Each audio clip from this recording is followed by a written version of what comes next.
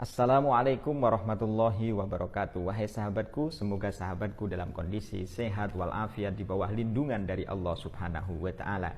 Sahabatku, pernahkah sahabatku mendengarkan ceramah dari Gus Baha tentang atau dia menyebut tentang kitab Ihya Ulumuddin? Dia mengatakan bahwa sebenarnya dia setengah hafal di kitab Ihya Ulumuddin ini. Dan kitab Ihya Ulumuddin itu tidak hanya dimiliki satu kopian. Itu tujuannya, kata Gus Baha, adalah untuk meneliti apakah kalau misalnya ada satu cetakan itu ada kekurangan kalimat atau ada perubahan, maka akan gampang diketahui oleh Gus Baha. Dan ini adalah sebuah pendapat yang luar biasa, dan ini sebuah tindakan yang sangat luar biasa. Karena dengan mengumpulkan berbagai terbitan, atau tidak hanya satu yang dimiliki, tidak hanya satu cetakan, itu akan mengetahui tentang originalitas dari sebuah karya tulis dan karya dari para ulama masa lalu. Wahai sahabatku, setengah hafal itu menunjukkan bahwa Gus Baha adalah orang yang mendalami terhadap kitab itu, mendalami dan memahaminya. Karena itulah para sahabatku, yang ketika sahabatku belum pernah mengetahui, melihat, atau mempelajari kitab Ihya Ulumuddin, pada kesempatan kali ini saya ingin menunjukkan kepada sahabatku. Saya di hadapan saya, wahai sahabatku, saya di sini memiliki kitab Ihya Ulumuddin, sebuah kitab yang pernah saya pelajari ketika saya menjadi santri di Fathul Ulum Kuwakian. Kiai saya yang mengajari ini adalah Al-Mukarram Syekh Kiai Haji Hanan Maksum. Itu adalah kiai saya yang mengajari kitab saya Ihya Ulumuddin ini. Wahai sahabatku, dalam kitab Ihya Ulumuddin ini menjelaskan tentang berbagai hal. Tapi sebelumnya, wahai sahabatku perlu tahu bahwa kitab Ihya Ulumuddin itu dikarang oleh Imam Abu Hamid Muhammad bin Muhammad Al-Ghazali, atau yang dikenal dengan Hujjatul Islam Al-Ghazali. Jadi kitab Ihya Ulumuddin dikarang oleh Imam Al-Ghazali. Wahai sahabatku, di dalam kitab ini, kitab Ihya ini terdiri dari 4 jilid. Jilid 1, jilid 1, jilid 2, jilid 2, jilid 3, dan jilid 4. Ada 4 jilid. Dalam masing-masing jilid ini itu menjelaskan berbeda-beda. Nanti akan kita hubungkan kenapa Gus Baha menjadi sangat alim. Wahai sahabatku, dalam jilid yang pertama pembahasannya adalah pembahasan tentang ibadah. Jilid 2 membahas tentang al-adat. Jilid 3 membahas tentang al-muhlikat. Jilid yang keempat membahas tentang al-munjiat. Saya ulangi, wahai sahabatku, jilid yang pertama membahas tentang al-ibadat, al-ibadah atau ibadah. Kemudian jilid yang kedua membahas tentang al-adat. Kemudian jilid yang ketiga membahas tentang al-muhlikat. Jilid yang keempat membahas tentang al-munjiat. Dalam hal ibadah, Al-Ghazali jilid pertama tadi membahas tentang sholat, tentang puasa, tentang haji, dan lain sebagainya. Dalam jilid yang kedua, ini jilid yang kedua, itu membahas tentang al-adah, yaitu tentang adabul akli, tata cara makan, kemudian masalah nikah, dan juga masalah usaha. Dalam jilid yang ketiga, yaitu al-muhlikat, Imam Al-Ghazali membahas tentang afatul lisan, tentang drengki, tentang hasud, tentang marah, dan lain sebagainya. Kemudian yang jilid yang keempat membahas tentang al-munjiat, yaitu tentang sobar, tentang taubat, tentang khauf warroja, dan lain sebagainya. Wahai sahabatku, Imam Al-Ghazali ini sebenarnya ketika mengarang kitab ini itu menggunakan 3 nalar. Sehingga kalau orang memahami kitab Ihya Ulumuddin, itu mereka akan menjadi orang yang pintar, alim kalau dia memahaminya. Karena memang Al-Ghazali mengarang kitab ini menggunakan 3 nalar. Nalar yang pertama adalah disebut dengan al-aqliyatus syar'iyyah, nalar syariat. Jadi ada Qur'annya, ada hadisnya, dan lain sebagainya. Jadi tidak keluar dari konteks Quran, hadis, pendapat para ulama, pendapat para sahabat, dan lain sebagainya.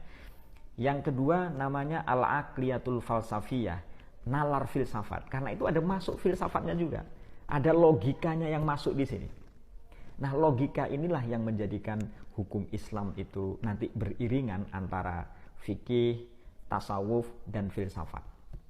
Kemudian yang ketiga adalah al-aqliyatus sufiyah, akal tasawuf. Ada tasawufnya juga wahai sahabatku. Jadi 3 kitab ini mengandung 3 nalar, 3 argumentasi. Yang pertama adalah argumentasi yang bersifat syariat, argumentasi yang bersifat filsafat, argumentasi yang bersifat tasawuf atau sufistik.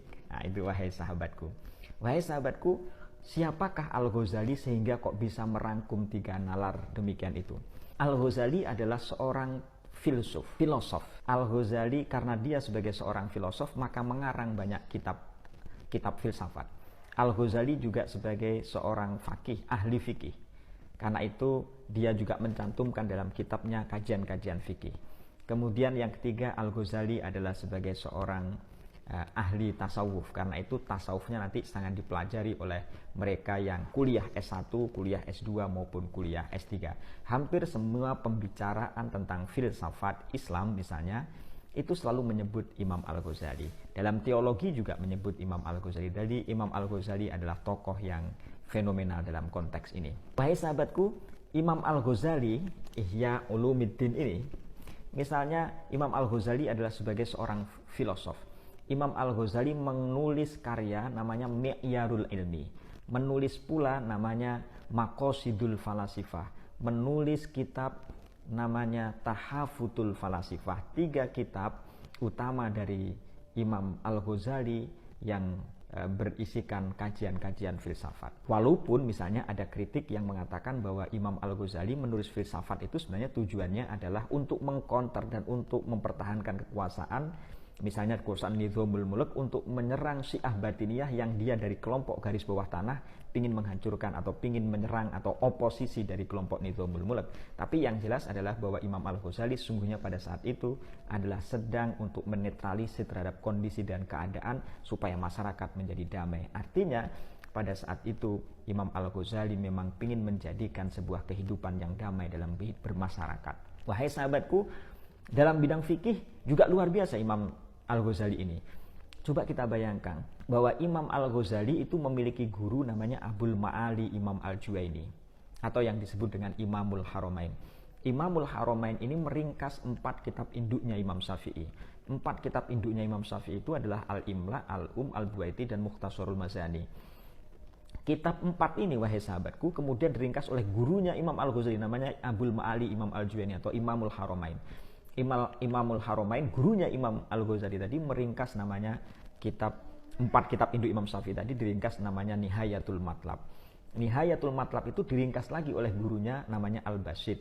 Nah dari Al-Basit ini wahai sahabatku, inspirasi Imam Al-Ghazali untuk menulis karya meringkas dari Al-Basit, karya gurunya tadi itu menjadi namanya Al-Wasit.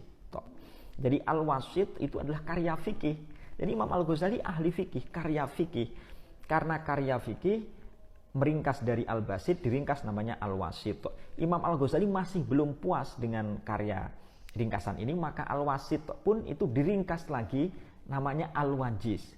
Imam Al-Ghazali lagi-lagi kurang marem lagi gitu Imam, wahai sahabatku. Al-Wajiz diringkas lagi oleh Imam Al-Ghazali namanya Khulasatul Wasail atau Khulasatul Wajiz. Nah, dari karya Khulasatul Wajiz itulah wahai sahabatku dalam mazhab Imam Syafi'i ada kitab namanya Al-Muharrar. Jadi kitab Al-Muharrar itu sebenarnya adalah karya Imam Rafi'i. Imam Rafi'i meringkas karyanya Abu Hamid Muhammad bin Muhammad Al-Ghazali tadi itu dari Al-Wajiz menjadi kitab namanya Al-Muharrar. Nah, dari Imam Rafi'i Al-Muharrar tadi memunculkan semangat Imam Nawawi untuk meringkas dan juga memberi komentar namanya Minhajut Thalibin. Wahai sahabatku, Minhajut Thalibin. Jadi kitab Minhajut Thalibin itu sebenarnya adalah terinspirasi dari Al-Muharrar dan Muharrar ini terinspirasi dari kitab Khulasatul Wajiz. Nah, dari Khulasatul Wajiz karyanya Imam Al-Ghazali.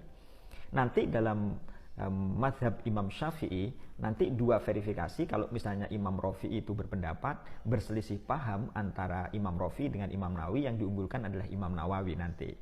Kenapa demikian? Yang pertama karena Imam Nawawi adalah ahli hadis, dan yang kedua karomahnya itu internal dalam dirinya. Apa itu karomahnya wahai sahabatku? Kalau Imam Rafi'i itu kalau menulis lampu mati yang bercahaya itu adalah pulpennya. Tapi kalau Imam Nawawi yang bercahaya adalah jari-jarinya. Di samping itu karena Imam Nawawi adalah sebagai seorang muhaddis, ahli hadis, sehingga kalau misalnya Imam Rafi'i dan Imam Nawawi bertentangan dalam mazhab Imam Syafi'i, maka yang diunggulkan adalah pendapat dari Imam Nawawi. Tapi yang baik adalah ketika disepakati oleh dua orang ini, disepakati oleh Imam Nawawi serta disepakati pula oleh Imam Rafi'i. Saya hanya ingin menunjukkan bahwa kehebatan Imam Al-Ghazali di dalam fikih seperti yang saya tunjukkan tadi. Gurunya mengarang Al-Basit, kemudian diringkas oleh Imam Al-Ghazali namanya Al-Wasit, Al-Wasit diringkas menjadi Al-Wajiz, Al-Wajiz diringkas menjadi Khulasatul Wasail atau Khulasatul Wajiz tadi itu, yang menginspirasi Al-Muharrar dan juga Minhajut Thalibin. Dari kitab karya Imam Nawawi tadi, wahai sahabatku, coba dari kitab Minhajut Thalibin tadi itu memunculkan 4 kitab induk besar dalam mazhab Imam Syafi'i. Nihayatul Muhtaj, Tuhfatul Muhtaj, Qutul Muhtaj, dan Muhnil Muhtaj. Luar biasa, wahai sahabatku.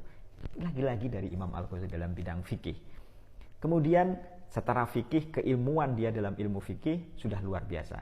Kemudian yang berikutnya adalah Imam Al-Ghazali juga sebagai ahli tasawuf.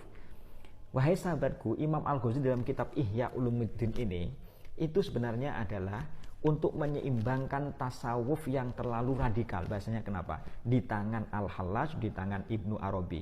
Maka kalau Al-Hallaj itu sampai Al-Hulul dan di tangan Ibnu Arabi sampai Wihdatul Wujud misalnya, maka ini kalau dibiarkan itu bisa membahayakan masyarakat umum. Karena masyarakat umum yang belum mengerti syariat lalu masuk kepada kajian Al-Hulul dan Wihdatul Wujud. Maka Al-Ghazali dalam bidang tasawuf dia menyeimbangkan antara tasawuf dengan fikih sehingga pengenalan manusia kepada Tuhan itu sampai pada tahap ma'rifah. Sehingga Al-Ghazali dikenal sebagai seorang hujjatul Islam, hujjahnya Islam, dalilnya Islam, argumentasi Islam. Kenapa demikian? Karena disebabkan Imam Al-Ghazali menggabungkan antara tasawuf yang bisa sesuai dengan fikih serta fikih tidak melupakan tasawuf, namun fikih dan tasawuf itu diiringi pula dengan filsafat sehingga lebih fleksibel, wahai sahabatku. Nah, Gus Baha, kelenturan Gus Baha, kemampuan Gus Baha dalam menjelaskan ilmu pengetahuan dan kajian-kajian keagamaan meniru gayanya Al-Ghazali ini. Tasawufnya masuk, fikihnya masuk, terutama usul fikih lah. Imam Al-Ghazali apa tidak punya usul fikih? Punya. Imam Al-Ghazali punya usul fikih namanya Al-Mustasfa. Jadi Imam Al-Ghazali luar biasa, wahai sahabatku. Sehingga pantas saja kalau misalnya Gus Baha mengatakan dia setengah hafal dari kitab Ihya Ulumuddin. Kalau misalnya dia terinspirasi, wajar saja, wahai sahabatku. Jadi Al-Ghazali memang luar biasa, dan kalau itu menginspirasi Gus Baha atau Gus Baha banyak mengutip separuh hafal, luar biasa, setengah hafal, luar biasa. Itulah sebabnya kenapa kemampuan Gus Baha dalam bidang usul fikih, dalam bidang fikih, dan juga dalam bidang tasawuf selalu mewarnai terhadap ceramah-ceramahnya, sehingga ceramah-ceramahnya Islam itu begitu mudah dipahami dan Islam menjadi ramah, Islam menjadi mudah. Itu karena kemampuan yang dimiliki, referensi yang dimiliki. Karena bagaimanapun bacaan itu membentuk karakter seseorang. Bacaan membentuk karakter seseorang. Ketika yang dibaca penuh dengan kemarahan, dengan kekakuan, maka orang yang membacanya pun bisa menjadi kaku juga. Wahai sahabatku, inilah pembuktian yang ingin saya tunjukkan kepada sahabatku. Kalau salah, saya mohon maaf. Semoga bermanfaat. Assalamualaikum warahmatullahi wabarakatuh.